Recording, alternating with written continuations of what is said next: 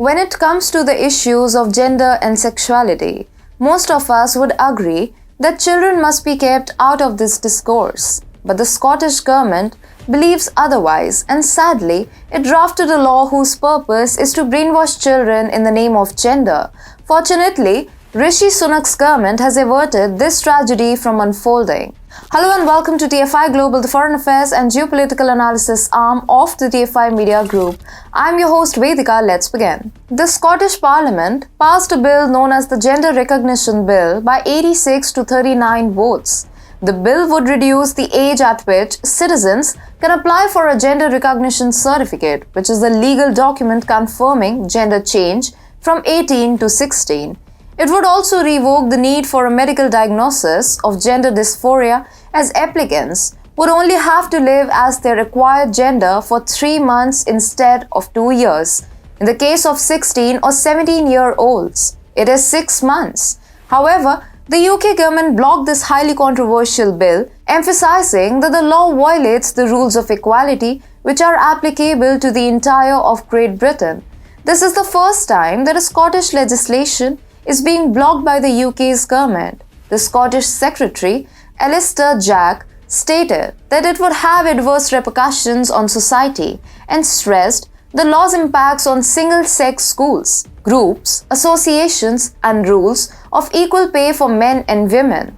Rishi Sunak's regime also noted that having two distinct gender recognition methods in the United Kingdom will result in their misuse by people with ulterior motives apart from widespread complications. The move of the Scottish government will eventually lead to a major constitutional confrontation between the regimes of Britain and Scotland. Sunak's administration used the power under Section 35 of the Scotland Act to block the radical measure. The decision of Britain's government reflects rationality and a long-lost hope that in this day and age, when wokeism has intruded into institutions, there are sane leaders like Rishi Sunak. He realizes that Scotland's proposed legislation will make a mockery of the certified medical and legal procedures. It is extremely unfortunate that the Scottish government will stoop such low for vote bank politics, using children as a tool for its political ambitions. It is a fact that a person below 18 is not mentally, physically, and sexually fit to determine his or her gender. Many doctors have condemned the practice of encouraging the concept of gender dysphoria among children by adults. But despite multiple studies and evidence, the Scottish government has left no stone unturned in its quest to attain stupidity of the highest degree. Apparently, Scotland's First Minister, Nicola Sturgeon, is not aware of the infamous incident that took place in Virginia, USA. In Loudoun County, a 15-year-old transgender teen raped an underage girl in a school's trans-friendly bathroom. The perpetrator was earlier convicted of raping another girl at a different school. Similarly, in Los Angeles, a transgender sexually assaulted a girl in a women's washroom in 2014.